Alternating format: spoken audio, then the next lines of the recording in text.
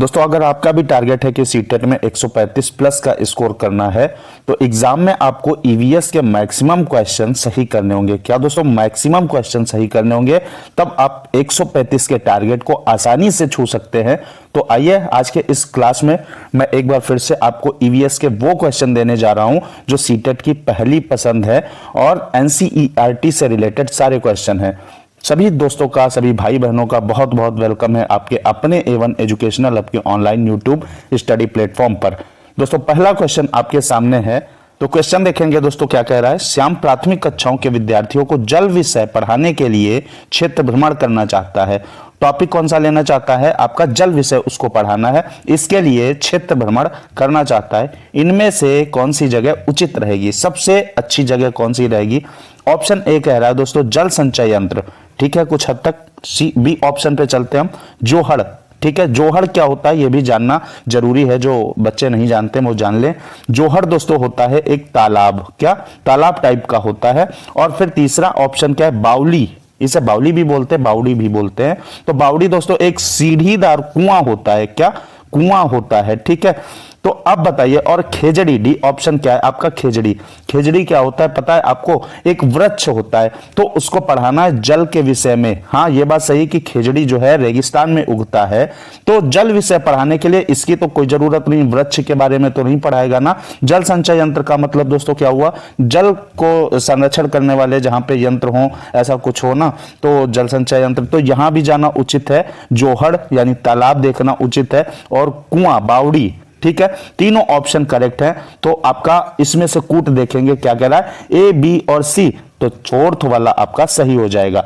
बढ़ेंगे अगला देखेंगे दोस्तों, अगला क्या कह रहा है?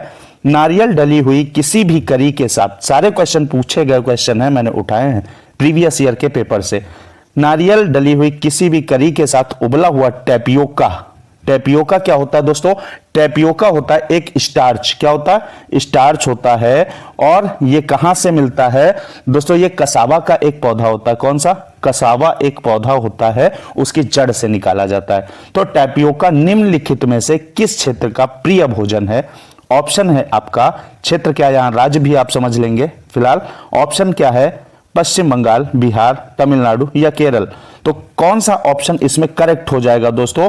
ऑप्शन आपका केरल करेक्ट हो जाएगा। नारियल वारियल की बात अगर आती है, नारियल के तेल की या ऐसा कुछ आता है, तो आपके तटीय एरिया जो होंगे वही ज्यादा परफेक्ट होंगे, ठीक है। ऑप्शन डी करेक्ट हो जाएगा इस क्वेश्चन का। बढ़ेंगे दोस्तों अगला क्वेश्चन लेंगे, और चैनल को सब्सक्राइब कर दीजिएगा, बेल आइकन को भी प्रेस कर लीजिएगा, ताकि आप तक मेरा वीडियो जो है अच्छा सा वीडियो पहुंच सके और आप उसका लाभ ले सके। और दोस्तों एक रिक्वेस्ट और, वीडियो को लाइक जरूर कर दीजिएगा, इससे हौसला अफजाई करेंगे आप हमारी। और मुझे आपसे कुछ नहीं चाहिए, बस इतना सा प्यार चाहिए। अगला क्वेश्चन क्या है? निम्नलिखित में से क्या पेट्रोलियम से प्राप्त नहीं होता है? ऑप्शन ए है मोम, option B grease, option C आपका कोयला, ऑप्शन डी डीजल। तो पेट्रोलियम से क्या नहीं प्राप्त होता? मोम क्या है दोस्तों? पेट्रोलियम का ही एक पार्ट है। ग्रीस भी पेट्रोलियम का है, और डीजल भी, डीजल पेट्रोल भी पेट्रोलियम का ही, आपका पेट्रोलियम का ही भाग है। तो ऑप्शन कौन सा सही हो जाएगा? कोयला जो है दोस्तों वो क्या है? पेट्रोलियम से रिलेटेड नहीं है। ऑप्शन सी करेक्ट हो जाएगा। आपको मैं लगातार वीडियो दे रहा हूं, आप प्लेलिस्ट पर जा सकते हैं, चैनल में जाके आपको सारे वीडियो एक पास भी मिल जाएंगे। अगला क्वेश्चन है, आमतौर पर यह माना जाता है कि रात में जागने वाले हर जीव जो हैं, रात में जागने वाले जीव, यहां पे लिख लीजिएगा, जीव हर चीज को जिस रंग में देखते हैं वे रंग कौन से हैं? आपका ऑप्शन ए है हरा और पीला, ऑप्शन बी क्या है? नारंगी और लाल, ऑप्शन सी है काला और सफेद, ऑप्शन डी है बैंगनी और नीला। तो रात में जो जागते हैं ना, जैसे आपका उल्लू हो गया, वो हर चीज को किस रंग में देखेगा दोस्तों? Black and white. Option C is the right option. बढ़ते हैं अगला क्वेश्चन लेंगे। अगला क्वेश्चन क्या कह रहा है? निम्नलिखित में से जल विषय में कौन सा सही नहीं है? जल के विषय में कौन सा सही नहीं है? ऑप्शन ए देखेंगे दोस्तों, जल एक सार्वभौमिक विलायक है। ये तो यार बिल्कुल परफेक्ट है ना, जल में जो भी चीज डालोगे वो घुल जाती है, ठीक है। तो सार्वभौमिक विलायक है, ठीक है, ये तो सही बात है। इसमें विभिन्न पदार्थों को घोलने की क्षमता है, यह भी बात सही है। जब विलायक है तो घोलने की भी क्षमता है। अगला क्या ऑप्शन है? जल का घनत्व जो है वो आपका क्या कह रहा है 100 डिग्री सेंटीग्रेड पर सर्वाधिक होता है। ऐसा तो कुछ नहीं, 100 डिग्री सेल्सियस जो है वो बॉइलिंग पॉइंट है, यानी उबलना जल का शुरू होता है। ऑप्शन ये गलत हो जाएगा। अगला देख लेते हैं हम, पदार्थ की तीनों अवस्थाओं में जल विद्यमान होता है। बिल्कुल परफेक्ट बात है, जल सब में होता है। तो इसमें क्या है, ऑप्शन सी जो होगा वो सही नहीं होगा। फिलहाल इस क्वेश्चन का जो राइट आंसर हो जाएगा वो ऑप्शन सी के साथ जाएगा। बढ़ेंगे, अगला क्वेश्चन लेंगे। अगला क्वेश्चन क्या है, हमारे देश के लगभग सभी भागों में मिर्च का उपयोग भोजन पकाने में किया जाता है। सीटेट पिछली बार में पूछा गया था, पिछली बार से पिछली बार में, क्या हमारे देश में मिर्च को लाने वाले व्यवसायी कहां से आए थे? ऑस्ट्रेलिया, उज्बेकिस्तान, और आपका अगला ऑप्शन है दक्षिण अमेरिका या अफगानिस्तान। तो मिर्च का जो उद्गम पॉइंट है ना वो दोस्तों मैक्सिको को माना जाता है। किसको? मैक्सिको को माना जाता है। और ये जो व्यवसायी, ऐसे व्यवसायी जो हमारे देश में मिर्च को लाए यानी भारत देश में लाए, वो दोस्तों दक्षिण अमेरिका से आए थे। कहां से? दक्षिण अमेरिका, यानी ऑप्शन सी राइट हो जाएगा। बढ़ेंगे, अगला क्वेश्चन लेंगे।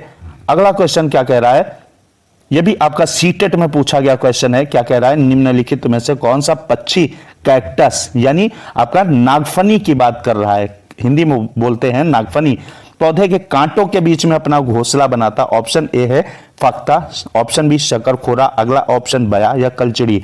तो कैक्टस के कांटों के बीच में जो घोंसला बनाता है उसे दोस्तों फाख्ता बोलते हैं। फाख्ता अपना घोंसला कहां बनाता है? कैक्टस पौधे के कांटों के बीच में।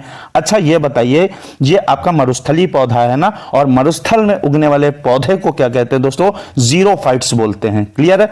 अब आप कमेंट बॉक्स में बताएंगे कि जल में उगने वाले पौधों को क्या बोलते हैं। अगला देखेंगे, अगला क्वेश्चन क्या है, निम्नलिखित में से मच्छरों द्वारा फैलने वाले रोगों का समुच्चय कौन सा है? ऑप्शन ए है dengue, malaria, chikungunya, option B है मियादी बुखार, हैजा, चिकनगुनिया, ऑप्शन सी है मलेरिया, एचआईवी एड्स, डेंगू, और ऑप्शन डी एचआईवी एड्स, हैजा, डेंगू। तो अब बताइएगा, हैजा किसी मच्छर के काटने से होता नहीं, एचआईवी एड्स भी मच्छर के काटने से नहीं, ये वाला ऑप्शन गलत। इसमें एचआईवी एड्स मिल गया, ये भी गलत। और मियादी बुखार यानी टाइफाइड मच्छर के काटने से नहीं बल्कि गंदगी से होता है, ये भी गलत। ऑप्शन कौन सा राइट हो जाएगा? डेंगू, मलेरिया और chikungunya, option A is correct option. बढ़ेंगे, अगला देखेंगे क्वेश्चन क्या है, निम्नलिखित में से कौन ग्रीन हाउस गैस या गैसें हैं? अगला ऑप्शन क्या है, कार्बन डाइऑक्साइड, मीथेन, जलवाष्प, उपयुक्त सभी। तो ग्रीन हाउस गैसों में दोस्तों क्या आता है आपका? कार्बन डाइऑक्साइड भी होती है, मीथेन भी होती, जलवाष्प भी होती, और इसके अतिरिक्त नाइट्रस ऑक्साइड होती है, क्लोरोफ्लोरोकार्बन होती और ओजोन भी होती है। फिलहाल इस क्वेश्चन का जो राइट आंसर जाएगा ऑप्शन डी के साथ जाएगा, उपयुक्त सभी में। बढ़ते हैं, अगला क्वेश्चन देखते हैं। अगला क्वेश्चन फिर से आपके सामने, ताजमहल के पीले होने, किसके? ताजमहल के पीले होने के लिए निम्नलिखित में से कौन सा जिम्मेदार है? Sulphur dioxide, sulphur, chlorine, nitrogen oxide. तो दोस्तों ताजमहल के पीले होने के लिए अम्लीय वर्षा जिम्मेदार है, जिसमें सल्फर डाइऑक्साइड की मात्रा होती है। ठीक है, अगर किसी भी जल, अगर वर्षा जल मान लीजिए पीएच मान 5.6 के नीचे पहुंच जाता है, तो किसी भी वर्षा का 5.6 के नीचे अगर पहुंचता है दोस्तों, तो क्या बोलते हैं? इसे एसिड रेन बोलते हैं। क्या? एसिड रेन बोलते हैं। तो फिलहाल ऑप्शन कौन सा सही है इसमें? A option. अगला बढ़ते हैं, भारत के किस राज्य में स्थानांतरित खेती का रिवाज है? स्थानांतरित खेती या इसे बोलते हैं झूम खेती। यानी झूम खेती ऐसे होती है जैसे किसी भी जमीन को ले लिया, कुछ समय के लिए ले लिया और फिर उस पर खेती की, और फिर फसल काट के कुछ वर्षों के लिए छोड़ देना, इसे झूम खेती कहते हैं। और ये दोस्तों भारत के नॉर्थ ईस्ट जो भी स्टेट है ना, उनमें झूम खेती प्रचलित है। यानी आपका जैसे मेघालय, मिजोरम हो गया इत्यादि वगैरह जो नॉर्थ ईस्ट के स्टेट हैं। तो ऑप्शन सही जाएगा डी के साथ। तो बढ़ेंगे, अगला क्वेश्चन देखेंगे, गोलकोंडा का किला किसने बनवाया था?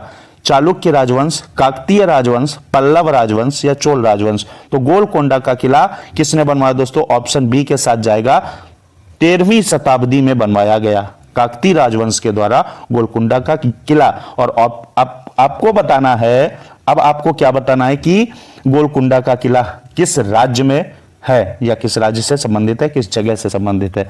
बढ़ेंगे, अगला क्वेश्चन लेंगे। अगला क्वेश्चन क्या, निम्नलिखित में से कौन सी अदिश राशि है, गुरुत्वाकर्षण, संवेग, भार या द्रव्यमान। तो इस क्वेश्चन का दोस्तों राइट आंसर हो जाएगा द्रव्यमान। ठीक है, ऑप्शन डी के साथ जाएगा। जिन भौतिक राशियों को व्यक्त करने के लिए सिर्फ परिमाण की आवश्यकता होती, दिशा की नहीं, उसे बोलते हैं अदिश राशि दोस्तों। और जिनको परिमाण और दिशा दोनों की आवश्यकता होती, वो सदिश राशियां बोली जाती हैं। ऑप्शन डी के साथ जाएगा।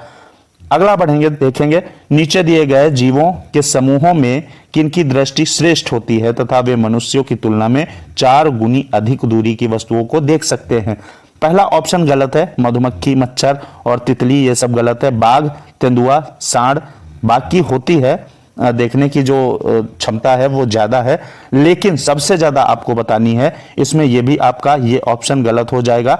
क्या हो जाएगा दोस्तों, ऑप्शन सही हो जाएगा आपका डी, चील, गरुड़ और गिद्ध, इनकी नजर बहुत तेज होती है। तो आज के वीडियो में दोस्तों फिलहाल इतना ही, मिलते हैं अगले वीडियो में ईवीएस के और बहुत सारे शानदार क्वेश्चन लेकर के प्रीवियस ईयर के। जय हिंद।